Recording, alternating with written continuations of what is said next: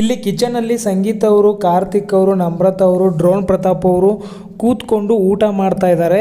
ವಿನಯ್ ಅವರ ಒಂದು ಕಂಪ್ಲೀಟಾಗಿ ಇನ್ನೊಂದು ಫೇಸ್ ಇಲ್ಲಿ ಗೊತ್ತಾಗಿದೆ. ಅವರು ಏನೇನು ಪ್ಲ್ಯಾನ್ ಮಾಡ್ಕೊಂಡು ಬಂದಿದ್ರು, ಏನೇನು ಕತೆ ಅಂತ. ಇಲ್ಲಿ ಸಡನ್ನಾಗಿ ಬಂದುಬಿಟ್ಟು ಇಷ್ಟು ದಿವಸ ಅಗ್ರೆಸಿವ್ ಗೇಮ್ ಆಡಿಬಿಟ್ಟು ಇನ್ನೇನು 3 ವಾರ ಉಳಿದಿದೆ ಅಂದಿದ್ದಕ್ಕೆ ಕರೆಕ್ಟಾಗಿ ಹೊರಗಡೆ ಹೋಗೋ ಟೈಮಲ್ಲೇ ಜನಗಳಿಂದ ಒಳ್ಳೆಯ ಅನ್ಸ್ಕೋಬೇಕು ಅನ್ನೋ ರೀತಿಯಲ್ಲಿ ಆ್ಯಕ್ಟಿಂಗ್ ಮಾಡ್ತಾ ಇದ್ದಾನೆ ಅವನು ಅಂತ ಇಲ್ಲಿ ಸಂಗೀತ, ನಮ್ರತಾ ಮತ್ತು ಕಾರ್ತಿಕ್, ಡ್ರೋನ್ ಪ್ರತಾಪ್ 4 ಜನ ಕರೆಕ್ಟಾಗಿ ಪಕ್ಕಾ ಡೌಟ್ ಬಂದುಬಿಟ್ಟಿದೆ ಅವ್ರಿಗೆ. ಅವರು ಕಂಪ್ಲೀಟಾಗಿ ಹೆಂಗೆ ಫ್ಲಿಪ್ ಆಗ್ತಾರೆ ಅಂದರೆ ನಿಜವಾಗ್ಲೂ ಇವಾಗ ಹೊರಗಡೆ ಹೋದರೆ ಜನಗಳು ಏನೇನೋ ಅಂತಾರೆ. ಇವಾಗಲೇ ಕರೆಕ್ಟಾಗಿ ಸಾಫ್ಟ್ ಕಾರ್ನ ತೋರಿಸ್ಬೇಕಂತ ಈ ಥರ ಮಾಡ್ತಾಯಿದ್ದಾರೆ ಅಂತ ನಮ್ರತಾಗೂ ಒಂದು ಸರ್ತಿ ಹೇಳಿದ್ರಂತೆ. ನಾವು ಇಲ್ಲಿ ಗೆಲ್ಲೋದು ಇಂಪಾರ್ಟೆಂಟ್ ಅಲ್ಲ, ಹೊರಗಡೆ ಜನಗಳನ್ನು ಗೆಲ್ಲೋದು ಇಂಪಾರ್ಟೆಂಟು. ಈ ಒಂದು 3 ವೀಕು ತುಂಬಾ ಇಂಪಾರ್ಟೆಂಟು. ನಾವು ಕರೆಕ್ಟಾಗಿ ಡೀಸೆಂಟಾಗಿ ಇರಬೇಕಂತ ಹೇಳ್ತಾಯಿದ್ರು.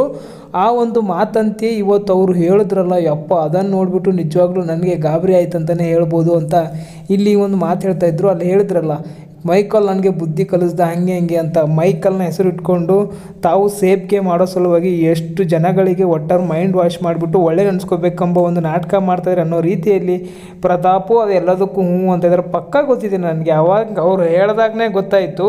ಸುಮ್ಮನೆ ಅವ್ರ ಜೊತೆ ಮಾತಾಡಿ ಅದಕ್ಕೊಂದು ಸುಮ್ಮನೆ 8 ಮಾತುಗಳು ಮಾತಾಡ್ಕೊಂಡು ಅಲ್ಲೇ ಬೆಳೆಸ್ಕೊಂಡು ಹೋಗೋಕೆ ನನಗೂ ಇಷ್ಟ ಇಲ್ಲ.